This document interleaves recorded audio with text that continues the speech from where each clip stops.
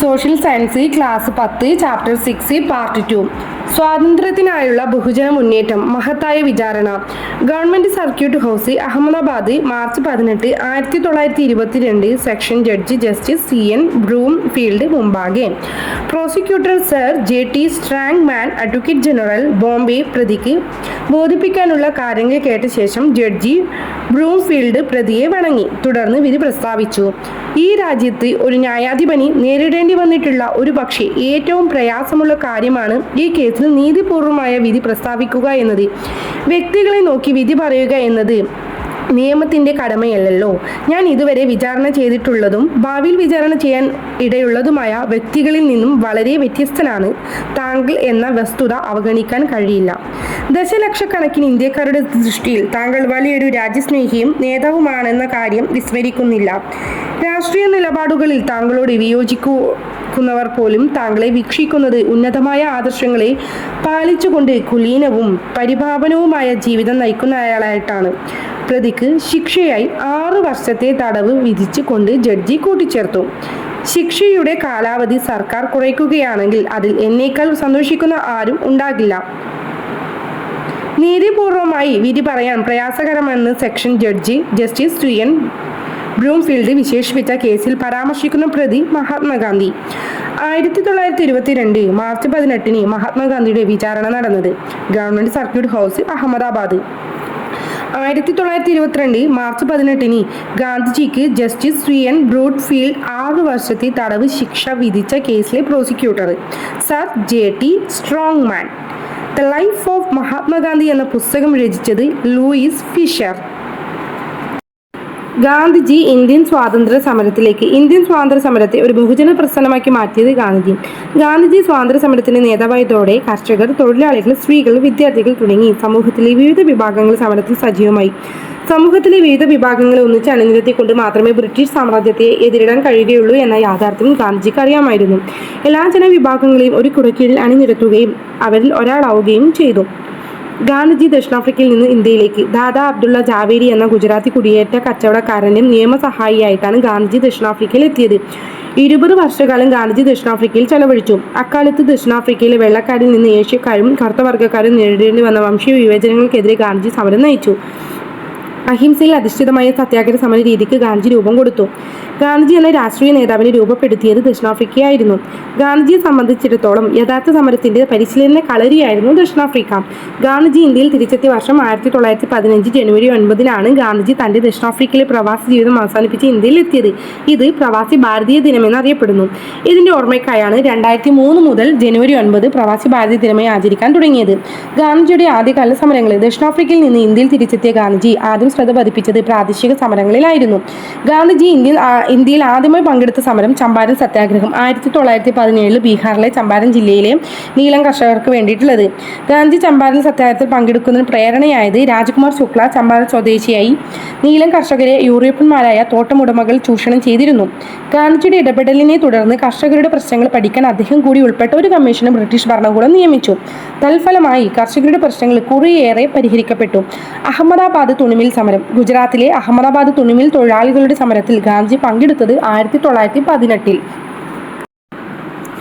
സമരത്തിന്റെ കാരണം അഹമ്മദാബാദ് തുണിമിൽ സമരത്തിന് കാരണം വേതന വർധനവും ആവശ്യപ്പെട്ടത്.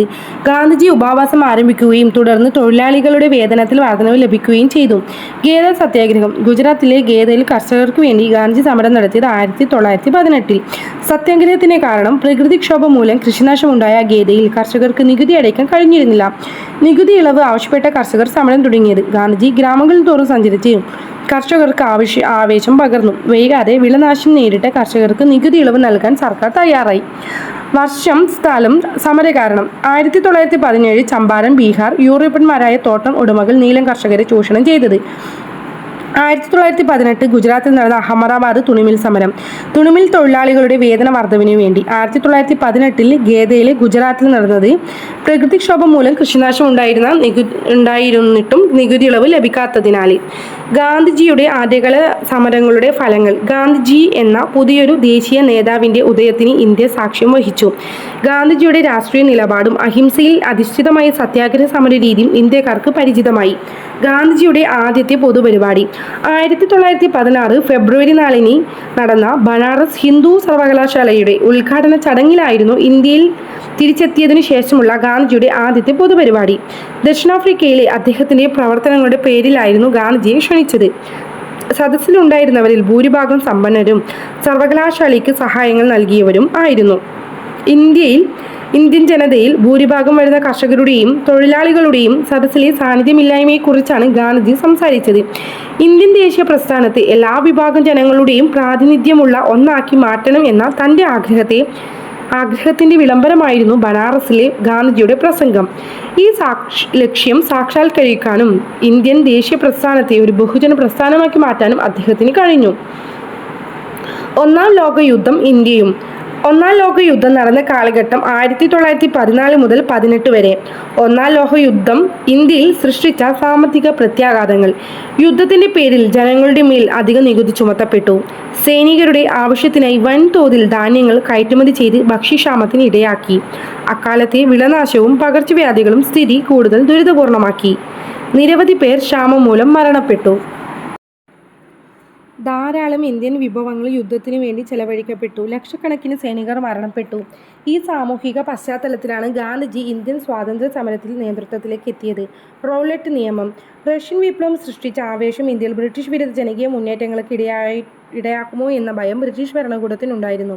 ഒന്നാം ലോക യുദ്ധാനന്തരം ശക്തി പ്രാപിച്ച ഇന്ത്യൻ സ്വാതന്ത്ര്യ സമരത്തെ അടിച്ചമർത്തലിനായി ബ്രിട്ടീഷ് ഭരണകൂടം സ്വീകരിച്ച പ്രധാന നടപടികളിലൊന്നാണ് 1919 റൗലറ്റ് നിയമം.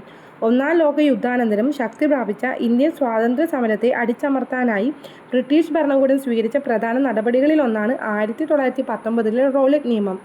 ഇന്ത്യയിലെ വിപ്ലവ പ്രവർത്തനങ്ങളെക്കുറിച്ച് പഠിക്കാൻ ജസ്റ്റിസ് സിഡ്നി റൗലറ്റിൻ്റെ നേതൃത്വത്തിൽ ഒരു കമ്മീഷനെ നിയമിച്ചു. ഈ കമ്മീഷന്റെ നിർദ്ദേശപ്രകാരം തയ്യാറാക്കിയ നിയമമാണ് റൗലറ്റ് നിയമം. റൗലറ്റ് നിയമത്തിലെ പ്രധാന വ്യവസ്ഥകൾ: വാറന്റ് ഇല്ലാതെ ആരെയും അറസ്റ്റ് ചെയ്യാനോ വിചാരണ കൂടാതെ ആരെയും ജയിലിലടയ്ക്കാം. വാറന്റില്ലാതെ ആരെയും അറസ്റ്റ് ചെയ്യാം, വിചാരണ കൂടാതെ ആരെയും ജയിലിലടക്കാം. റൗലറ്റ് നിയമം പൗരാവകാശങ്ങളെ തടയുന്നതായിരുന്നു. ഗാന്ധിജിയുടെ നേതൃത്വത്തിൽ റൗലറ്റ് നിയമത്തിനെതിരെ ദേശീയ ഹർത്താൽ ആചരിച്ചു. ഗാന്ധിജിയുടെ നേതൃത്വത്തിൽ ഈ റൗലറ്റ് നിയമത്തിനെതിരെ 1919 ഏപ്രിൽ 6 റൗലറ്റ് നിയമത്തിനെതിരെ പ്രഖ്യാപിച്ച ഹർത്താലിൻ്റെ പ്രചരണത്തിനായി സ്വീകരിച്ച പ്രസ്ഥാനം സത്യാഗ്രഹ സഭ. ഹർത്താലിൽ വലിയ ജനപങ്കാളിത്തം ഉണ്ടായിരുന്നു. ദേശീയ ഹർത്താലിനെ ഗാന്ധിജി വിശേഷിപ്പിച്ചത് ഏറ്റവും വിസ്മയാവഹമായ കാഴ്ച. റൗലറ്റ് നിയമത്തിനെതിരെ സമരം ചെയ്തതിന് ജയിലിലടക്കപ്പെട്ട പഞ്ചാബിലെ നേതാക്കളാണ് ഡോക്ടർ സത്യപാൽ, ഡോക്ടർ സൈഫുദ്ദീൻ കിച്ചിലു. ജാലിയൻ വാലാബാഗ്. പഞ്ചാബ്, ലാഹോർ എന്നിവിടങ്ങളിൽ റൗലറ്റ് നിയമത്തിനെതിരെ സമരം വളരെ ശക്തമായിരുന്നു. അമൃത്സറിൽ പട്ടാള നിയമം പ്രഖ്യാപിക്കുകയും ചെയ്തു. റൗലറ്റ് നിയമത്തിനെതിരെ സമരം ചെയ്ത നേതാക്കളുടെ അറസ്റ്റിൽ പ്രതിഷേധിച്ച് 1919 ഏപ്രിൽ 13 അമൃത്സറിലെ ജാലിയൻ വാലാബാഗ് മൈതാനത്ത് ഒരു പൊതുയോഗം ചേർന്നു. പൊതുയോഗത്തിലെത്തിയവർ നേരെ വെടിവയ്പ്പിന് ഉത്തരവിട്ട ബ്രിട്ടീഷ് സൈനിക ഉദ്യോഗസ്ഥനാണ് ജനറൽ റെജിനാൾഡ് ഡയർ. പൊതുയോഗത്തിലെത്തിയവർക്ക് നേരെ വെടിവയ്പ്പിന് ഉത്തരവിട്ട ബ്രിട്ടീഷ് സൈനിക ഉദ്യോഗസ്ഥനാണ് ജനറൽ റെജിനാൾഡ് ഡയർ. ഒരൊറ്റ പ്രവേശന കവാടം മാത്രമേ മൈതാനത്തിനുണ്ടായിരുന്നുള്ളൂ. മുന്നറിയിപ്പ് നൽകാതെയായിരുന്നു വെടിവയ്പ് നടന്നത്. 10 മിനിറ്റ് നേരം തുടർന്ന വെടിവയ്പിൽ സർക്കാർ രേഖ പ്രകാരം 379 പേർ കൊല്ലപ്പെട്ടു. യഥാർത്ഥത്തിൽ കൊല്ലപ്പെട്ടവർ ഇതിലും വളരെ കൂടുതലായിരുന്നു. 1000-ലധികം പേർക്ക് പരിക്കേറ്റു. ജാലിയൻ വാലാബാഗ് ഉൾപ്പെടെയുള്ള സംഭവങ്ങളെപ്പറ്റി അന്വേഷിക്കാൻ ബ്രിട്ടീഷ് ഗവൺമെൻറ് നിയമിച്ച കമ്മീഷനാണ് ഹണ്ടർ കമ്മീഷൻ. എല്ലാവരെയും വധിക്കാൻ ഞാൻ തീരുമാനിച്ചതായിരുന്നു എന്ന് ജാലിയൻ വാലാബാഗ് കൂട്ടക്കൊലയെപ്പറ്റി അഭിപ്രായപ്പെട്ട ബ്രിട്ടീഷ് സൈനിക ഉദ്യോഗസ്ഥനാണ് ജനറൽ റെജിനാൾഡ് ഡയർ. എല്ലാവരെയും വധിക്കാൻ ഞാൻ തീരുമാനിച്ചതായിരുന്നു എന്ന് ജാലിയൻ വാലാബാഗ് കൂട്ടക്കൊലയെപ്പറ്റി അഭിപ്രായപ്പെട്ട ബ്രിട്ടീഷ് സൈനിക ഉദ്യോഗസ്ഥനാണ് ജനറൽ റെജിനാൾഡ് ഡയർ. ബഹുജന സമരം. റൗലറ്റ് നിയമത്തിനെതിരെ സമരം സ്വാതന്ത്ര്യ സമരത്തിലെ ഒരു വഴിത്തിരിവായിരുന്നു. റൗലറ്റ് നിയമത്തിനെതിരായ സമരം സ്വാതന്ത്ര്യ സമരത്തിലെ വഴിത്തിരിവായിരുന്നു. ഈ സമരങ്ങൾ പ്രധാനമായും നഗരമേഖലകളിലായിരുന്നു ശക്തിയാർജിച്ചത്. ഗ്രാമീണ മേഖലകളിലേക്കും സമരം വ്യാപിപ്പിക്കേണ്ടതിൻ്റെ ആവശ്യകത ഗാന്ധിജിക്ക് ബോധ്യപ്പെട്ടിരുന്നു. ഇത് പ്രായോഗികമാക്കാൻ ഹിന്ദു മുസ്ലിം ഐക്യം ശക്തിപ്പെടുത്തണമെന്ന ലക്ഷ്യത്തോടെ ഗാന്ധിജി ഖിലാഫത്ത് പ്രസ്ഥാനം ഏറ്റെടുത്തു.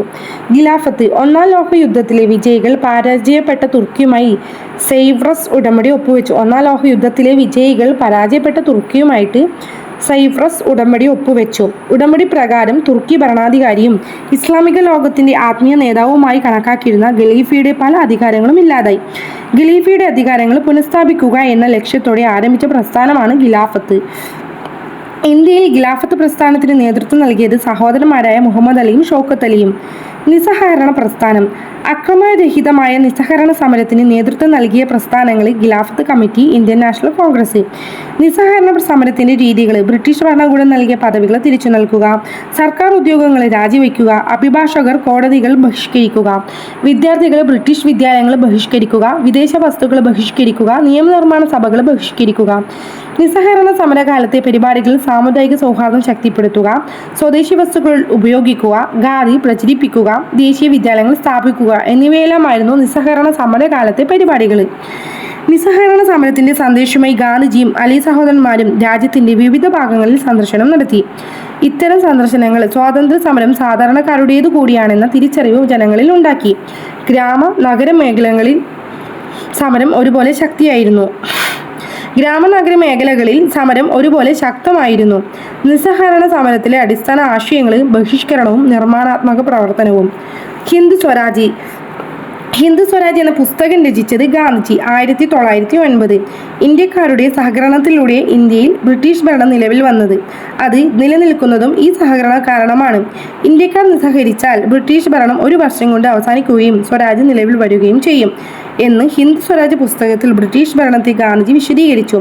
ഹിന്ദ് സ്വരാജ് എന്നത് കൊണ്ട് ഗാന്ധിജി ഉദ്ദേശിച്ചത് ഇന്ത്യയുടെ സ്വയംഭരണമാണ്. സ്ത്രീകൾ നിസ്സഹകരണ സമരത്തിൽ സമൂഹത്തിലെ വിവിധ വിഭാഗങ്ങളുടെ ജനങ്ങളുടെ പങ്കാളിത്തം. അതിൽ പ്രധാനപ്പെട്ടാണ് സ്ത്രീകൾ. വിദേശ വസ്തുക്കളുടെ ബഹിഷ്കരണം, വിദേശ തുണിത്തരങ്ങൾ ശേഖരിച്ച് കത്തിക്കൽ. തൊഴിലാളികൾ. നിസ്സഹകരണ സമരത്തോടെ തൊഴിലാളികളുടെ പ്രതികരണം സജീവമായിരുന്നു. മദ്രാസിലെ ബർമിംഗ്ഹാം കർണാടിക് തുണിമിൽ തൊഴിലാളികൾ, ആസാമിലെ തോട്ടം തൊഴിലാളികൾ, ആസാം ബംഗാൾ റെയിൽവേ തൊഴിലാളികൾ പണിമുടക്കി. വിദ്യാർത്ഥികൾ. ആയിരക്കണക്കിന് വിദ്യാർത്ഥികൾ സർക്കാർ സ്കൂളുകളും കോളേജുകളും ബഹിഷ്കരിച്ചു. അവർ ദേശീയ വിദ്യാലയങ്ങളിൽ ചേർന്ന് പഠനം തുടർന്നു. ഗോത്രജനത. ബ്രിട്ടീഷുകാർ നടപ്പിലാക്കിയ വന നിയമങ്ങൾ ലംഘിച്ച് ഈ നിയമങ്ങൾ വനവിഭവം ശേഖരിക്കുന്നതിന് തടസ്സമായിരുന്നു. കർഷകർ. ധാരാളം കർഷകർ സമരത്തിൽ പങ്കാളികളായി. ജവഹർലാൽ നെഹ്റുവിന്റെ നേതൃത്വത്തിൽ അവധ് കിസാൻ സഭ രൂപീകരിച്ചു. ബംഗാളിലെ കർഷകർ ചണം കൃഷി ബഹിഷ്കരിച്ച് പകരം നെല്ലും പരുത്തിയും കൃഷി ചെയ്തു. നിസ്സഹകരണ സമരത്തിൽ സമൂഹത്തിലെ വിവിധ ഭാഗങ്ങൾ ജനങ്ങളുടെ പങ്കാളിത്തമാണ് ഇതിൽ പറയുന്നത്. ബംഗാളിലെ കർഷകർ ചണത്തിന് പകരം നെല്ലും പരുത്തിയും കൃഷി ചെയ്യുന്നതിനുള്ള തീരുമാനത്തിന് പിന്നിലെ പ്രധാന ലക്ഷ്യങ്ങൾ: ചണത്തിന്റെ ലഭ്യത ഇല്ലാതായി ബ്രിട്ടീഷ് ഉടമസ്ഥതയിലുള്ള ചണമില്ലുകൾ പൂട്ടിക്കുക, നെൽകൃഷി വ്യാപിപ്പിച്ച് ഭക്ഷ്യവസ്തുക്കളുടെ ലഭ്യത ഉറപ്പാക്കുക, പരുത്തി ലഭ്യമാക്കുക വഴി നെയ്ത്തുജോലിയും ഖാദി ഉപയോഗവും വർദ്ധിപ്പിക്കുക. നിസ്സഹകരണ സമര കാലത്ത് ആരംഭിച്ച ദേശീയ വിദ്യാഭ്യാസ സ്ഥാപനങ്ങളാണ് ബനാറസിലെ കാശി വിദ്യാപീഠം, ഗുജറാത്തിലെ വിദ്യാപീഠം, ജാമിയ മില്ലിയ ഇസ്ലാമിക അലിഗർ. ഗുജറാത്തിലെ വിദ്യാപീഠം ജാമിയ മില്ലിയ ഇസ്ലാമിക അലിഗർ, ബനാറസിലെ കാശി വിദ്യാപീഠം. നിസ്സഹകരണ സമരം പിൻവലിക്കാൻ. ഗാന്ധി നിസ്സഹകരണ സമരം പിൻവലിക്കാനുള്ള കാരണം ചൗരി ചോര സംഭവം. ചൗരി ചോര സംഭവം നടന്നത് 1922 ഫെബ്രുവരി 5. ചൗരി ചോര സംഭവത്തിൽ പ്രധാന കാരണം നിസ്സഹകരണ സമരം നടന്നുകൊണ്ടിരിക്കുകയിൽ 1922 ഫെബ്രുവരി 5 ഉത്തർപ്രദേശിലെ ചൗരി ചോരയിൽ സമരക്കാരും പോലീസുകാരും തമ്മിൽ സംഘർഷമുണ്ടായി. നിസ്സഹകരണ സമരം നടന്നുകൊണ്ടിരിക്കെ 1922 ഫെബ്രുവരി 5 ഉത്തർപ്രദേശിലെ ചൗരി ചോരയിൽ സമരക്കാരും പോലീസുകാരും തമ്മിൽ സംഘർഷമുണ്ടായി. പ്രകോപിതരായ ജനക്കൂട്ടം പോലീസ് സ്റ്റേഷൻ തീവച്ചു. ഇതേ തുടർന്ന് 22 പോലീസുകാർ കൊല്ലപ്പെട്ടു. നിസ്സഹകരണ സമരം അഹിംസാ മാർഗത്തിൽ നിന്ന് വ്യതിചലിക്കുന്നതായി മനസ്സിലാക്കിയ ഗാന്ധി സമരം പിൻവലിച്ചു. നിസ്സഹകരണ സമരം പിൻവലിക്കുന്ന തീരുമാനത്തെ ദേശീയ ദുരന്തം എന്ന് വിശേഷിപ്പിച്ചത് സുഭാഷ് ചന്ദ്രബോസ്. അതായത് നിസ്സഹകരണ സമരം പിൻവലിക്കുന്ന തീരുമാനത്തെ ദേശീയ ദുരന്തം എന്ന് വിശേഷിപ്പിച്ചത് സുഭാഷ് ചന്ദ്രബോസ്. നിസ്സഹകരണ സമരത്തിന് ശേഷം ഗാന്ധിജി അറസ്റ്റ് ചെയ്യുകയും വിചാരണയ്ക്ക് ശേഷം 6 വർഷത്തെ തടവിന് ശിക്ഷിക്കുകയും ചെയ്തത് 1922 മാർച്ച് 18. ചിരാല പെരാല. നിസ്സഹകരണ സമരത്ത് ആന്ധ്രയിലെ ഗുണ്ടൂർ ജില്ലയിൽ നടന്ന നികുതി നിഷേധ സമരത്തിന്റെ സാക്ഷ്യം വഹിച്ച നഗരമാണ് ചിരാല പെരാല. ചിരാല പെരാല നഗരത്തിൽ നടന്ന നികുതി നിഷേധ സമരത്തിന് നേതൃത്വം നൽകിയത് ദുഗിരാല ഗോപാലകൃഷ്ണ. ചിരാല പെരാല നഗരത്തിൽ നടന്ന നികുതി നിഷേധ സമരത്തിന് നേതൃത്വം നൽകിയത് ഗുഷിരാല ഗോപാലകൃഷ്ണ. നഗരത്തെ മുനിസിപ്പൽ കോർപ്പറേഷനായി ഉയർത്താൻ ഗവൺമെന്റ് നീക്കം തുടങ്ങിയിരുന്നു. ഇത് നികുതി ഭാരം വൻതോതിൽ വർദ്ധിക്കാൻ ഇടയായിരുന്നു. ഇതിനെതിരെ ദുഗിശാല ഗോപാലകൃഷ്ണയുടെ നേതൃത്വത്തിൽ 10,000-ഓളം വരുന്ന ജനങ്ങൾ നഗരം ഒഴിഞ്ഞു പോവുകയും 11 മാസക്കാലം മറ്റൊരിടത്ത് താമസിക്കുകയും ചെയ്തു. സ്വരാജ് പാർട്ടി രൂപീകരിച്ചത് 1923. സ്വരാജ് പാർട്ടിയുടെ സ്ഥാപക നേതാക്കൾ CR ദാസ്, മോത്തിലാൽ നെഹ്റു. നിസ്സഹകരണ സമരകാലത്ത് തിരഞ്ഞെടുപ്പുകളും നിയമനിർമ്മാണ സഭകളും ബഹിഷ്കരിക്കുന്നതിനോട് വിയോജിപ്പുണ്ടായിരുന്ന കോൺഗ്രസ് നേതാക്കളായിരുന്നു ഇവർ. സ്വരാജ് പാർട്ടിയുടെ ലക്ഷ്യം നിയമനിർമ്മാണ സഭകളെ പോരാട്ടത്തിനുള്ള വേദിയാക്കുക. സ്വരാജ് പാർട്ടിയുടെ പ്രവർത്തനങ്ങൾ തിരഞ്ഞെടുപ്പിൽ മത്സരിച്ച് നിയമനിർമ്മാണ സഭകൾ അംഗത്വം നേടിക്കൊണ്ട് സർക്കാരിനെ വിമർശിക്കുക. നിയമനിർമ്മാണ സഭകളിൽ സർക്കാരിന്റെ ജനവിരുദ്ധ നയങ്ങളെ തുറന്നു കാണിക്കുക. ഗാന്ധിജിയും ശ്രീനാരായണ ഗുരുവും ആദ്യമായി കൂടിക്കാഴ്ച നടന്നത് 1925 മാർച്ച് 12. ഗാന്ധിജിയും ശ്രീനാരായണ ഗുരുവും ആദ്യ കൂടിക്കാഴ്ച നടത്തിയ സ്ഥലം വർക്കലയിലെ ശിവഗിരി മഠത്തിനടുത്തുള്ള വനജാക്ഷി മന്ദിരം. വർക്കലയിലെ ശിവഗിരി മഠത്തിനടുത്തുള്ള വനജാക്ഷി മന്ദിരത്തിലാണ് ഗാന്ധിജിയും ശ്രീനാരായണ ഗുരുവും ആദ്യമായിട്ട് കൂടിക്കാഴ്ച നടത്തിയത്. രണ്ട് മഹത് വ്യക്തികളുടെ കൂടിക്കാഴ്ചയ്ക്ക് 2025 മാർച്ച് 12 ഒരു നൂറ്റാണ്ട് തികഞ്ഞു. ജനകീയ സമരങ്ങൾ. ചൗരി ചോര സംഭവത്തെ തുടർന്ന് നിസ്സഹകരണ സമരം പിൻവലിച്ചെങ്കിലും ജനങ്ങൾക്ക് അത് സൃഷ്ടിച്ച ആവേശം നിലനിന്നു. ചൗരി ചോര സംഭവത്തെ തുടർന്ന് നിസ്സഹകരണ സമരം പിൻവലിച്ചെങ്കിലും ജനങ്ങളിൽ അത് സൃഷ്ടിച്ച ആവേശം നിലനിന്നിരുന്നു. തുടർന്നുള്ള വർഷങ്ങളിൽ ഇന്ത്യയുടെ വിവിധ ഭാഗങ്ങളിൽ ബ്രിട്ടീഷ് വിരുദ്ധ സമരങ്ങൾ അരങ്ങേറി. റാംബ ലഹള. ആന്ധ്രയിലെ ഗോത്ര ജനതയുടെ ബ്രിട്ടീഷ് വിരുദ്ധ സമരം അറിയപ്പെട്ടിരുന്നത് റാംബ ലഹള. റാംബ ലഹളയ്ക്ക് നേതൃത്വം നൽകിയത് അല്ലൂരി സീതാരാമ രാജു. റാംബ ലഹളയുടെ കാരണങ്ങൾ ബ്രിട്ടീഷ് വന നിയമങ്ങൾ കാരണം വനങ്ങളിൽ കാലായി മേയ്ക്കലുള്ള അവകാശങ്ങൾ തടയപ്പെട്ടു. കൊള്ളപ്പലിശക്കാരുടെ ചൂഷണം. 2500 ചതുരശ്ര മൈൽ ഭൂമേഖല സമരക്കാരുടെ നിയന്ത്രണത്തിലായിരുന്നു. Malabar special police, Assam rifles എന്നീ സൈനിക വിഭാഗങ്ങളെ ഉപയോഗിച്ച് സമരം അടിച്ചമർത്തി. അല്ലൂരി സീതാരാമ രാജു സമരത്തിനിടയിൽ കൊല്ലപ്പെട്ടു. വിദ്യാർത്ഥി യുവജന പ്രസ്ഥാനം. നിരവധി വിദ്യാർത്ഥികൾ യുവജന പ്രസ്ഥാനങ്ങൾ ഇക്കാലത്ത് രൂപപ്പെട്ടു. വിദ്യാർത്ഥി യുവജന പ്രസ്ഥാനങ്ങളുടെ ലക്ഷ്യം പൂർണ്ണ സ്വാതന്ത്ര്യം. വിദ്യാർത്ഥി യുവജന പ്രസ്ഥാനങ്ങളുടെ ഭാഗമായി ഇന്ത്യ മുഴുവൻ സഞ്ചരിച്ച് വിദ്യാർത്ഥികളെയും യുവജനങ്ങളെയും അഭിസംബോധന ചെയ്ത നേതാക്കൾ ജവഹർലാൽ നെഹ്റു, സുഭാഷ് ചന്ദ്രബോസ്. Simon commission. ഇന്ത്യയിൽ നടപ്പിലാക്കേണ്ട ഘടനാ പരിഷ്കാരങ്ങളെപ്പറ്റി നിർദ്ദേശങ്ങൾ നൽകാൻ ഭരണകൂടം നിയമിച്ച കമ്മീഷൻ സൈമൺ കമ്മീഷൻ. സൈമൺ കമ്മീഷന്റെ തലവൻ സർ ജോൺ സൈമൺ. കമ്മീഷനിലെ 7 അംഗങ്ങളും ബ്രിട്ടീഷുകാരായിരുന്നു. ഈ സമിതിയിൽ ഇന്ത്യക്കാരെ ആരെയും ഉൾപ്പെടുത്തുന്നതിനായി കമ്മീഷനെ ബഹിഷ്കരിക്കാൻ കോൺഗ്രസും മറ്റ് ചില രാഷ്ട്രീയ പാർട്ടികളും തീരുമാനിച്ചു. ഇന്ത്യക്കാരെ ആരെയും ഉൾപ്പെടുത്താത്തതിനാൽ കമ്മീഷനെ ബഹിഷ്കരിക്കാൻ കോൺഗ്രസും മറ്റ് രാഷ്ട്രീയ പാർട്ടികളും തീരുമാനിച്ചു. കമ്മീഷൻ ഇന്ത്യയിൽ എത്തിയ വർഷം 1928 ഫെബ്രുവരി 3. കമ്മീഷൻ ഇന്ത്യയിൽ എത്തിയ ആദ്യ ദിവസം ഹർത്താൽ ആചരിച്ചു. 1928 ഫെബ്രുവരി 3 രാജ്യത്തുടനീളം ആചരിച്ച ഹർത്താലിലെ മുദ്രാവാക്യം സൈമൺ കമ്മീഷൻ തിരിച്ചു പോവുക, സൈമൺ ഗോ ബാക്ക്. ലാഹോറിൽ സൈമൺ കമ്മീഷനെതിരെ നടന്ന സമരത്തിലെ ലാത്തിചാർജിൽ പരിക്കേറ്റ് മരണപ്പെട്ട നേതാവാണ് ലാലാ ലജ്പത് റായ്. Nehru committee report. കെട്ടുറപ്പുള്ള ഭരണഘടനാ പരിഷ്കാരങ്ങൾ ആവിഷ്കരിക്കാൻ ഇന്ത്യക്കാർക്ക് കഴിയുന്നില്ലെന്ന് ബ്രിട്ടീഷ് ഉദ്യോഗസ്ഥർ നിരന്തരം പറഞ്ഞുകൊണ്ടേയിരുന്നു. ഈ പശ്ചാത്തലത്തിൽ പൂനെയിൽ വിവിധ പാർട്ടിയിൽ യോഗം ചേർന്ന് ഭരണഘടനാ പരിഷ്കരണ റിപ്പോർട്ട് തയ്യാറാക്കി.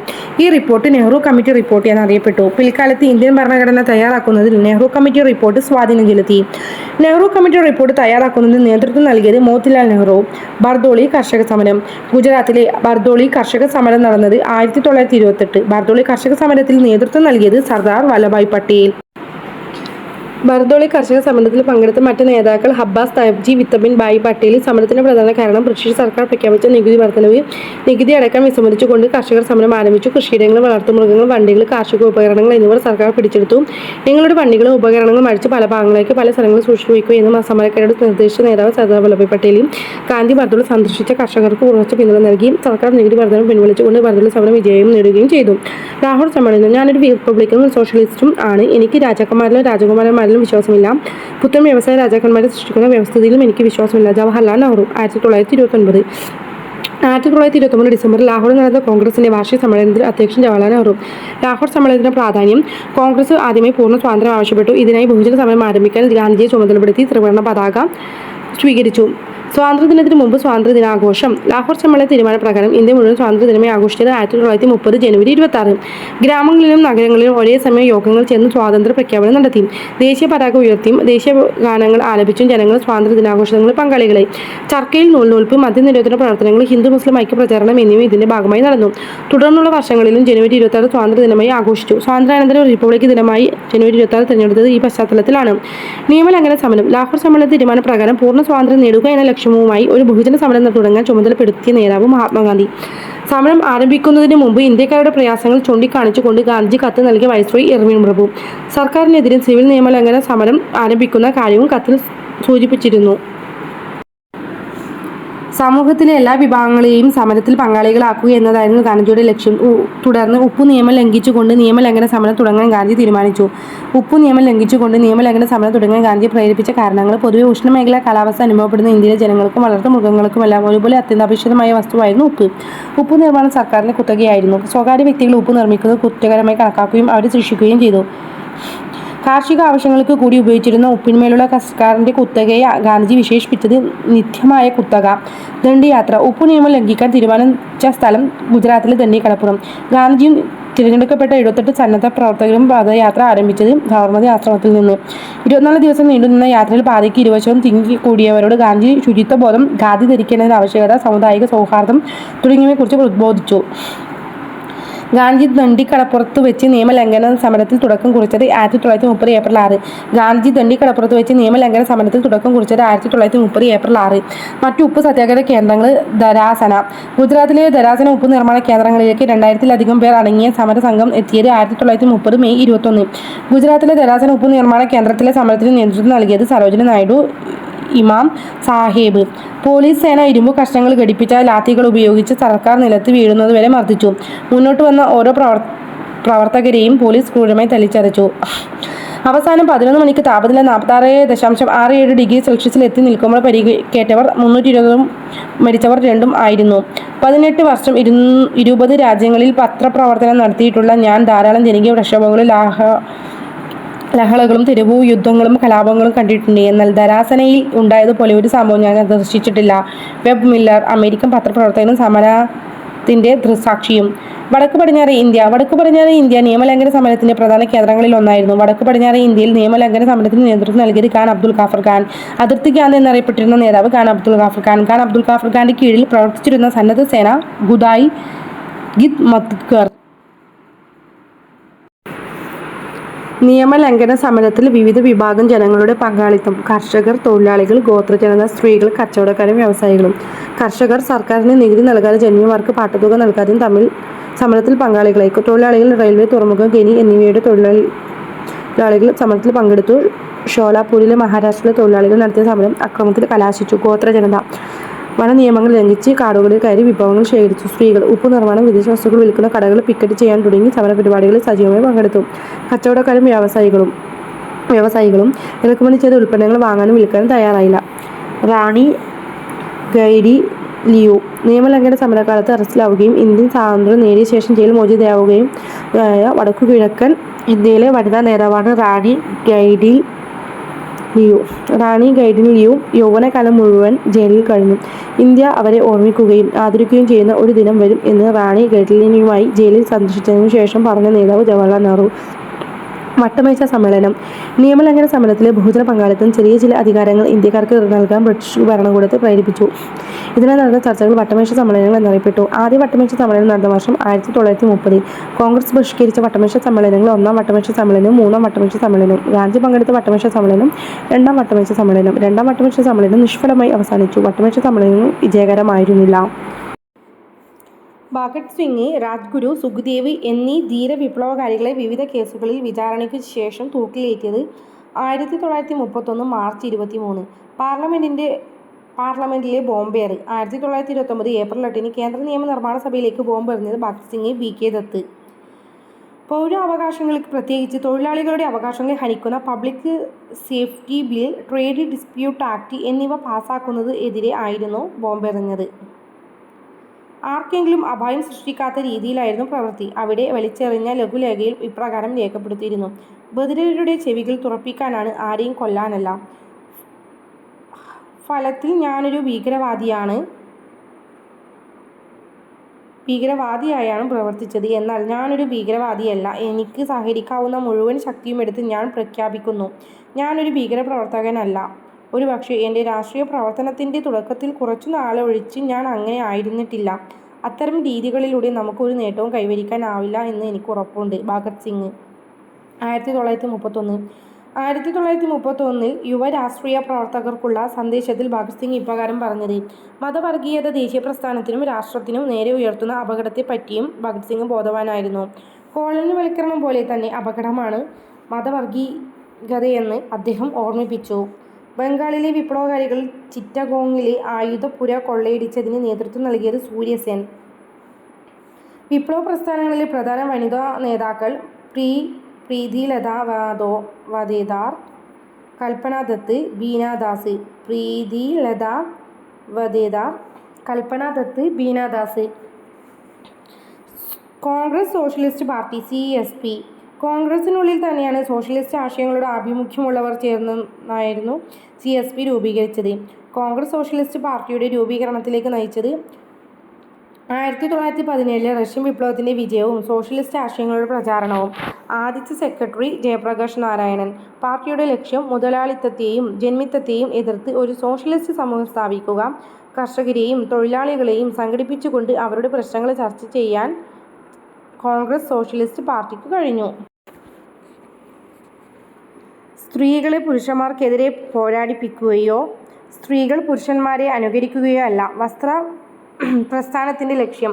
സ്വന്തം കഴിവുകളെക്കുറിച്ചും ചുമതലകളെക്കുറിച്ചും വനിതകളിൽ അവബോധം സൃഷ്ടിക്കുക. മറ്റ് ലിംഗവിഭാഗങ്ങളിൽപ്പെട്ടവരോട് ആദരവ് ഉണ്ടാക്കിയെടുക്കുക എന്നിവയാണ് അതിന്റെ ലക്ഷ്യങ്ങൾ. കമലാദേവി ചതോപാധ്യായ.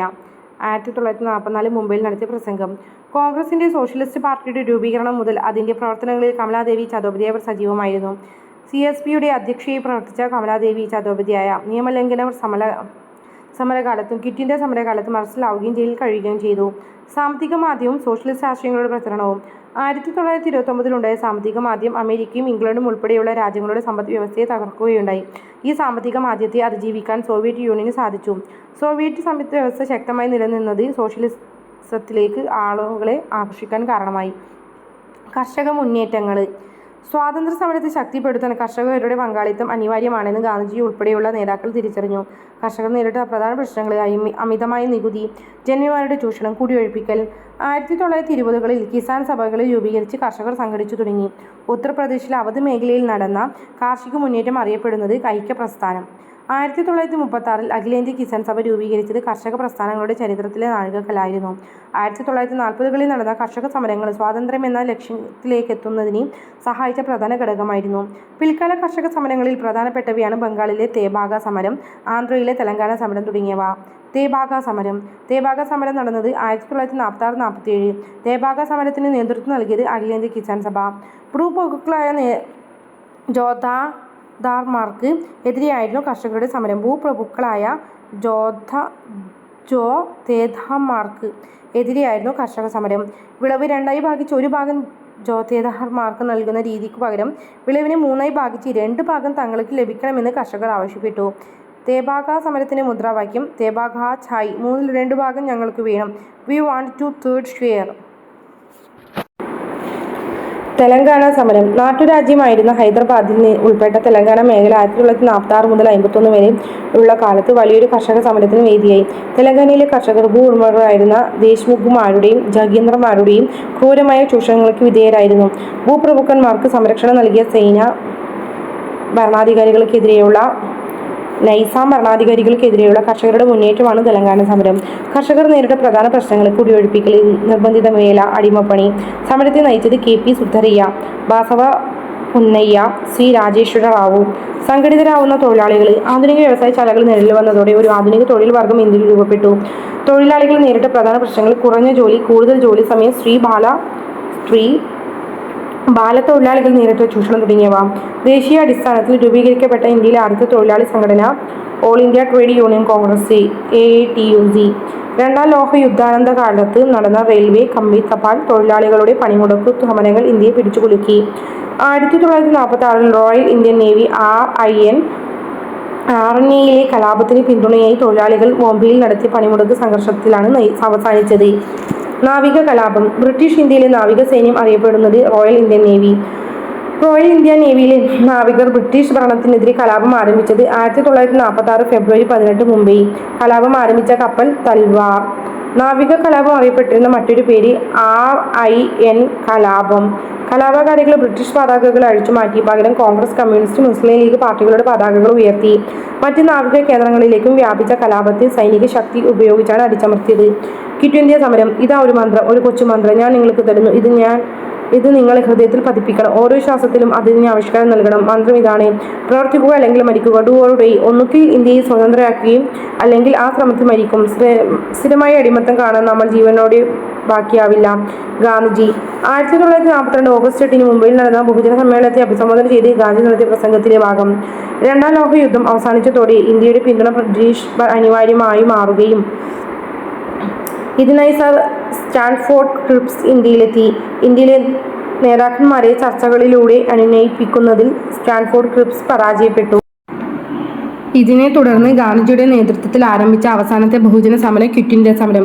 ഗാന്ധിജി ഉൾപ്പെടെയുള്ള നേതാക്കൾ ജയിലിലായിട്ടും സമരം രാജ്യം മുഴുവൻ വ്യാപിച്ചു. വിദ്യാർത്ഥികളും യുവജനങ്ങളും തൊഴിലാളികളും സ്ത്രീകളുമെല്ലാം സമരത്തെ ഏറ്റെടുത്ത് മുന്നോട്ട് കൊണ്ടുപോയി. പോസ്റ്റ് ഓഫീസുകൾ, കമ്പി തപാൽ ഓഫീസുകൾ, റെയിൽവേ സ്റ്റേഷനുകൾ എന്നിവ ആക്രമിക്കപ്പെട്ടു. ക്വിറ്റ് ഇന്ത്യ സമരകാലത്ത് ഒളിവിൽ നിന്ന് സമരം നയിച്ച നേതാക്കൾ ജയപ്രകാശ് നാരായണൻ, റാം മനോഹർ ലോഹ്യ, അരുണ ആസഫ് അലി, സുജേത കിർലാനി. ബോംബെ നഗരത്തിൽ നിന്ന് രഹസ്യമായി സംപ്രേഷണം ചെയ്ത കോൺഗ്രസ് റേഡിയോ വഴി നേതാക്കന്മാർ സമരക്കാരോട് സംസാരിച്ചിരുന്നു. സമരം പലയിടത്തും അക്രമങ്ങൾ എത്തിയപ്പോഴേക്കും അക്രമങ്ങളെ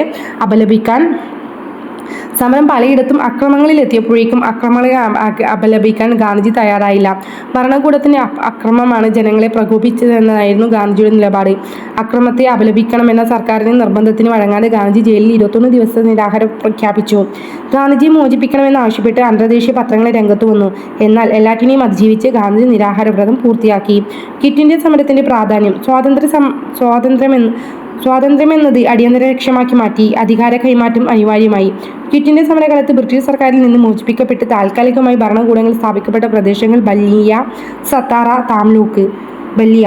ഉത്തർപ്രദേശിലെ ബല്ലിയയിൽ ചിട്ടു പാണ്ഡ്യയുടെ നേതൃത്വത്തിലുള്ള സമാന്തര ഭരണം സ്ഥാപിച്ചു. സത്താറ. മഹാരാഷ്ട്രയിലെ സത്താറയിൽ നാനാ പാട്ടീലിന്റെ നേതൃത്വത്തിലുള്ള ഭരണകൂടം 1945 വരെ ഭരിച്ചു. താംലൂക്ക്. ബംഗാളിലെ താംലൂക്കിലെ പുതിയതായി നിലവിൽ വന്ന ഭരണകൂടം വിദ്യാലയങ്ങൾക്ക് സഹായം നൽകി. കോടതികൾ സ്ഥാപിച്ചു. മിച്ചമുള്ള ധാന്യം ദരിദ്രർക്ക് നൽകിയും 1 വർഷം വരെ ഭരിച്ചു. ഡൽഹി ചലോ. ഇന്ത്യയുടെ സ്വാതന്ത്ര്യത്തിനായുള്ള അവസാന യുദ്ധം ആരംഭിച്ചിരിക്കുന്നു. രാഷ്ട്രപിതാവേ, ഇന്ത്യയുടെ മോചനത്തിനായുള്ള ഈ വിശുദ്ധ യുദ്ധത്തിൽ ഞങ്ങൾ അങ്ങയുടെ അനുഗ്രഹങ്ങൾ തേടുകയാണ്. സുഭാഷ് ചന്ദ്രബോസ്. ഇന്ത്യയുടെ സ്വാതന്ത്ര്യത്തിനായുള്ള അവസാന യുദ്ധം ആരംഭിച്ചിരിക്കുന്നു. രാഷ്ട്രപിതാവേ, ഇന്ത്യയുടെ മോചനത്തിനായുള്ള ഈ വിശുദ്ധ യുദ്ധത്തിൽ ഞങ്ങൾക്ക് അങ്ങയുടെ അനുഗ്രഹങ്ങൾ തേടുകയാണ്. സുഭാഷ് ചന്ദ്രബോസ്. 1944 ജൂലൈ 6 ആസാദ് ഹിന്ദ് റേഡിയോ വഴി ഗാന്ധിജിയെ അഭിസംബോധന ചെയ്ത് നടത്തിയ പ്രസംഗത്തിലെ വരികളാണിവ. ഇന്ത്യയുടെ സ്വാതന്ത്ര്യത്തിനായി തികച്ചും വേറിട്ട വഴി സ്വീകരിച്ച നേതാവായിരുന്നു സുഭാഷ് ചന്ദ്രബോസ്. സുഭാഷ് ചന്ദ്രബോസ് 2 തവണ കോൺഗ്രസിന്റെ പ്രസിഡന്റ് ആയിട്ടുണ്ട്. ഇന്ത്യയുടെ സ്വാതന്ത്ര്യത്തിനായി തികച്ചും വേറിട്ട വഴി സ്വീകരിച്ച നേതാവായിരുന്നു സുഭാഷ് ചന്ദ്രബോസ്. സുഭാഷ് ചന്ദ്രബോസ് 2 തവണ കോൺഗ്രസിന്റെ പ്രസിഡന്റ് ആയിട്ടുണ്ട്. ഫോർവേഡ് ബ്ലോക്കും ഇന്ത്യൻ നാഷണൽ ആർമിയും. സുഭാഷ് ചന്ദ്രബോസ് ഗാന്ധിജിയുമായുള്ള അഭിപ്രായ വ്യത്യാസത്തെ തുടർന്ന് കോൺഗ്രസിൽ നിന്ന് രാജിവെച്ച് രൂപീകരിച്ച പാർട്ടിയാണ് ഫോർവേഡ് ബ്ലോക്ക്. ഇന്ത്യൻ നാഷണൽ ആർമിയുടെ രൂപീകരണത്തിന് മുൻകൈയെടുത്ത ബ്രിട്ടീഷ് ഇന്ത്യൻ പട്ടാളത്തിലെ ഓഫീസറാണ് മോഹൻ സിംഗ്. രണ്ടാം ലോകയുദ്ധ കാലത്ത് സിംഗപ്പൂരിലെത്തിയ സുഭാഷ് ചന്ദ്രബോസ് ഇന്ത്യയുടെ നാഷണൽ ആർമിയുടെ ഇന്ത്യൻ നാഷണൽ ആർമിയുടെ നേതൃത്വം ഏറ്റെടുത്തു. ഇന്ത്യൻ നാഷണൽ ആർമിയെ പുനഃസംഘടിപ്പിച്ച അദ്ദേഹം ജപ്പാൻ പട്ടാളത്തോടൊപ്പം ഇന്ത്യയിലേക്ക് മാർച്ച് ചെയ്തു. ബ്രിട്ടീഷ് പട്ടാളത്തിന് കനത്ത ചെറുത്തുനിൽപ്പിനെ മറികടക്കാൻ അദ്ദേഹത്തിന് ശ്രമങ്ങൾക്ക് കഴിഞ്ഞില്ല.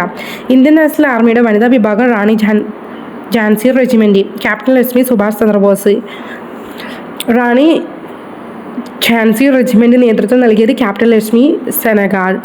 ഇന്ത്യൻ നാഷണൽ ആർമിയിൽ പ്രവർത്തിക്കുകയും ബ്രിട്ടീഷുകാർ പിടികൂടി തൂക്കിലേറ്റിയ മലയാളിയായ സ്വാതന്ത്ര്യ സമര നേതാവാണ് വക്കം അബ്ദുൾ ഖാദർ. ലക്ഷ്യം നേടുന്നതിൽ വേണ്ടത്ര വിജയിച്ചില്ലെങ്കിലും സ്വാതന്ത്ര്യ സമരത്തിന്റെ അവസാന ഘട്ടത്തിൽ ജനങ്ങളിൽ ആവേശം സൃഷ്ടിക്കാൻ ഇന്ത്യൻ നാഷണൽ ആർമി കഴിഞ്ഞിട്ടുണ്ട്. രണ്ടാം ലോകയുദ്ധം അവസാനിച്ചതിനു ശേഷം ബ്രിട്ടീഷുകാർ പിടികൂടി ഡൽഹിയിലേക്ക് ചെങ്കോട്ടയിൽ വെച്ച് വിചാരണ ചെയ്ത ഇന്ത്യൻ നാഷണൽ ആർമി ഭടന്മാർ colonel Prem Sahgal, colonel GS Dhillon, Shahnawaz Khan, Jawaharlal Nehru ഉൾപ്പെടെയുള്ള കോൺഗ്രസ് നേതാക്കൾ വിചാരണവേളയിൽ കോടതിയിൽ എത്തി. ദേശദ്രോഹികളല്ല, ദേശാഭിമാനികൾ എന്ന പേരിൽ ലഘുലേഖകൾ പ്രചരിപ്പിക്കപ്പെട്ടു. യുദ്ധാനന്തര കാലത്ത് ബ്രിട്ടീഷ് ഭരണകൂടം നേരിട്ട ഏറ്റവും വലിയ വെല്ലുവിളിയായിരുന്നു ഇന്ത്യൻ നാഷണൽ ആർമി ഭടന്മാരുടെ വിചാരണയ്ക്കെതിരെ നടന്ന ഈ പ്രക്ഷോഭങ്ങൾ. സ്വാതന്ത്ര്യത്തിലേക്ക്. രണ്ടാം ലോകയുദ്ധവും മാറിയ അന്താരാഷ്ട്ര സാഹചര്യങ്ങളും സ്വാതന്ത്ര്യത്തിലേക്കുള്ള യാത്ര വേഗത്തിലാക്കി. ഇന്ത്യയിലെ നേതാക്കളുമായി ചർച്ചകൾ നടത്തി ചില നിർദ്ദേശങ്ങൾ വേവൽ പ്രഭു മുന്നോട്ട് വെച്ചു. ഈ നിർദ്ദേശങ്ങൾ ചർച്ച ചെയ്യാൻ 1945 ജൂൺ മാസത്തിൽ സിംലയിൽ യോഗം വിളിച്ചെങ്കിലും അത് വേണ്ടത്ര ഫലം കണ്ടില്ല.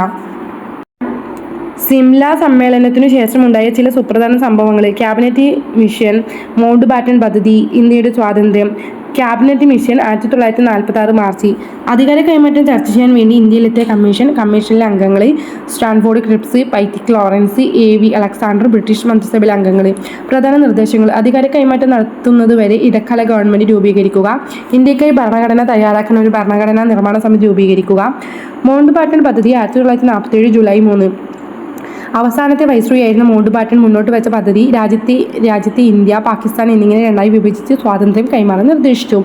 ഇന്ത്യയുടെ സ്വാതന്ത്ര്യം 1947 ഓഗസ്റ്റ് 15. ബ്രിട്ടീഷ് പാർലമെന്റ് പാസാക്കിയ ഇന്ത്യൻ സ്വാതന്ത്ര്യ നിയമപ്രകാരം 1947 ഓഗസ്റ്റ് 15 ഇന്ത്യ സ്വതന്ത്രമായി. ജവഹർലാൽ നെഹ്റു സ്വതന്ത്ര ഇന്ത്യയുടെ ആദ്യത്തെ പ്രധാനമന്ത്രിയായി. India independent bill. ഇന്ത്യയുടെ സ്വാതന്ത്ര്യവുമായി ബന്ധപ്പെട്ട് ബ്രിട്ടീഷ് പാർലമെന്റ് അംഗീകരിച്ച ബില്ലാണ് India independent bill. India independent bill ഒപ്പുവെച്ച ബ്രിട്ടീഷ് രാജാവ് ജോർജ് ആറാമൻ രാജാവ് ഇന്ത്യ ഇൻഡിപെൻഡന്റ് ബില്ല് അംഗീകരിച്ചത് 1947 ജൂലൈ 18 വെള്ളിയാഴ്ച. ഇന്ത്യ ഇൻഡിപെൻഡന്റ് ബില്ല് അംഗീകരിക്കുമ്പോഴുള്ള ബ്രിട്ടീഷ് പ്രധാനമന്ത്രി ക്ലെമന്റ് ആറ്റ്ലി. ഇന്ത്യ ഇൻഡിപെൻഡന്റ് ബില്ലിനോടൊപ്പം അംഗീകരിക്കപ്പെട്ട മറ്റ് ബില്ലുകൾ: south metropolitan gas bill, the Felixstowe pier bill. Freedom at midnight എന്ന പുസ്തകം രചിച്ചത് Dominique Lapierre, Larry കോളൻസ്.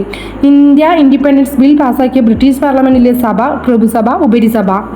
1947 July 18 British പാർലമെന്റിൽ മൂന്നാമതായി പാസാക്കപ്പെട്ട bill India independent bill. House of കോമൺസിൽ നിന്നുള്ള 30 അംഗ സംഘത്തിന് നേതൃത്വം നൽകിയത് ക്ലെമന്റ് ആറ്റ്ലി. ഇന്ത്യൻ സ്വാതന്ത്ര്യ സമരം മുന്നോട്ട് വെച്ച മൂല്യങ്ങൾ: അഹിംസ, ജനാധിപത്യം, ദേശീയ ഐക്യം, മതേതരത്വം, ബഹുസ്വരത, സാമൂഹിക നീതി, സാമ്പത്തിക സ്വയം പര്യാപ്തത.